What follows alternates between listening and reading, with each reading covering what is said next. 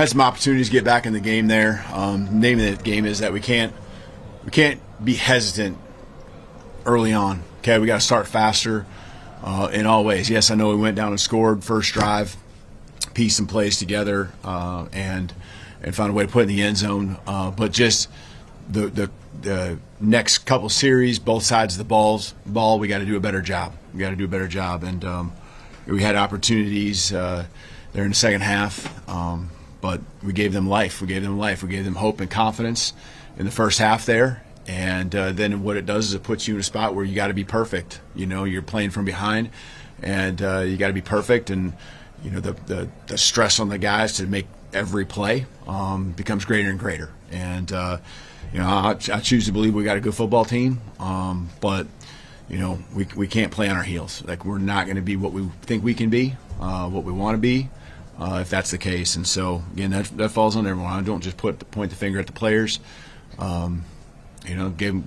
Gave both sides of the ball. I mean, you kind of know what you're going to see, but going into the game, but with new coordinators. But we gotta, we talked in the locker room. There's no excuse about what happened. We step on the football field. They step on the football field, and we got to play ball. We got to play our style of ball.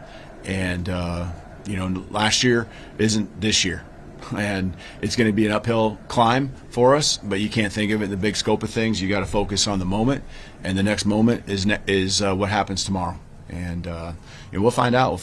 We've talked all along about chemistry on this team and talked about how close we are and how hard we've worked, doing a lot of the right things. But we'll find out. We'll find out if that sticks. Thanks, Coach. Chase, why don't you go ahead and get us started for our live? Coach, can you give us any sort of an update on Ryan Williams? Yeah, you got a concussion. Okay. You got a concussion. Yeah, they had over 200 yards on the ground. There's some improvements made, but why do you think they were able to have the success they did? Yeah, I mean, you knew going in with the quarterback runs, it was going to be a challenge. He did a nice job, I thought, in the first half of keeping some drives alive, even on passing downs, ones that weren't called runs. They did a nice job getting going sideline to sideline. So a lot of things with those fly sweeps that, we worked on, prepared for. Guys you get one-on-one, you get in space, and you got to find a way to get them on the ground. You got to use your leverage, and you got to find ways to trust your buddies around you that they're in pursuit. And they were piecing together first downs. They kept on the field, and they hit the explosive down the sideline in the first drive.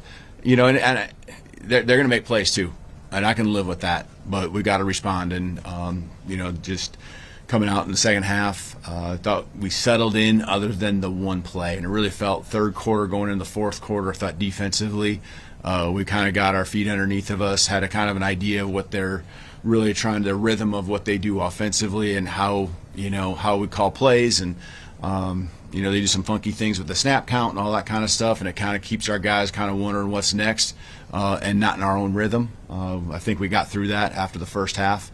But then we give them the run, we give them the play, and we kind of let them out with the penalty at the end. The late hit, and we can't live in the gray area. We've talked about that all season long. We can't live in the gray area.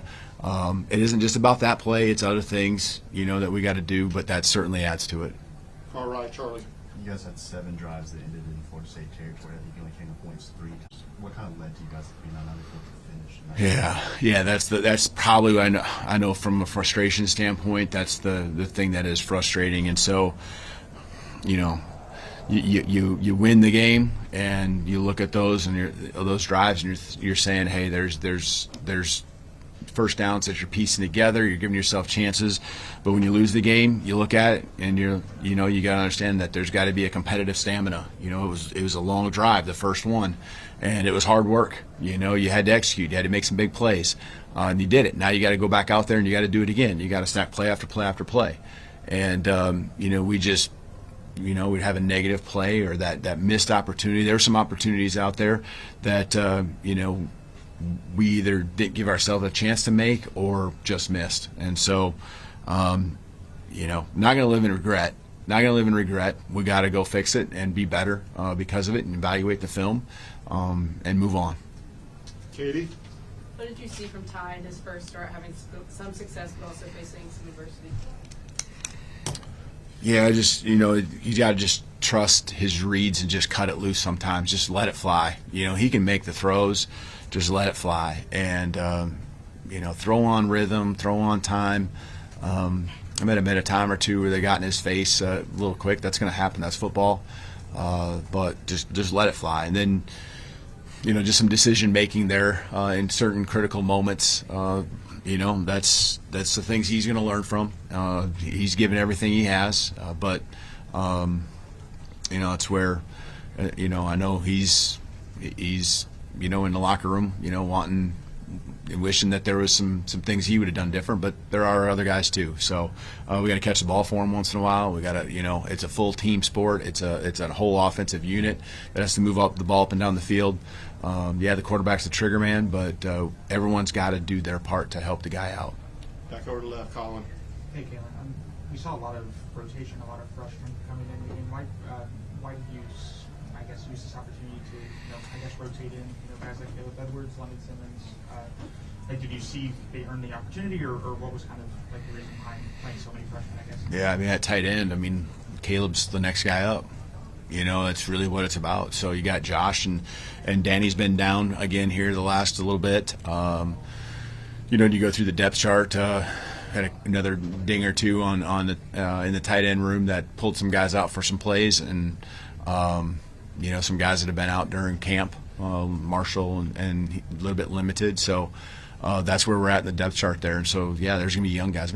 It's what the world we're in right now, And so you got some older guys, and then all of a sudden, there's a gap, and younger guys got to step on the field and play. We go down the depth chart further on the defensive tackle interior list, and London's done some nice things as a freshman for us in practice and some consistency there. We trust him. You got to go out there and he, getting thrown to the wolves, whatever you want to call it. That was certainly the case, but that's where we're at the rotation. Finish up with Mike. Just what would you say changed from the running game after the first drive? It was 55 yards in the first drive. It finished 57. Yeah. Trying to think of the runs in the first half or the first quarter, the first drive. I feel like they were very similar to some of the ones that we had in the fourth quarter. As far as like the holes and the seams and getting through the first level. I think there were hard yards in the first quarter that we did have. We were able to stay ahead of the chains and continue to do that, and then the game kind of in the going into the third quarter for sure. You're trying to be patient, but those possessions are counting down on you. But I thought we did a good job staying committed to it as we went into the fourth quarter. There again, we hitting some plays up the middle. So there needs to be a better consistency. We didn't have any explosive. It didn't have, I guess, that I can think of.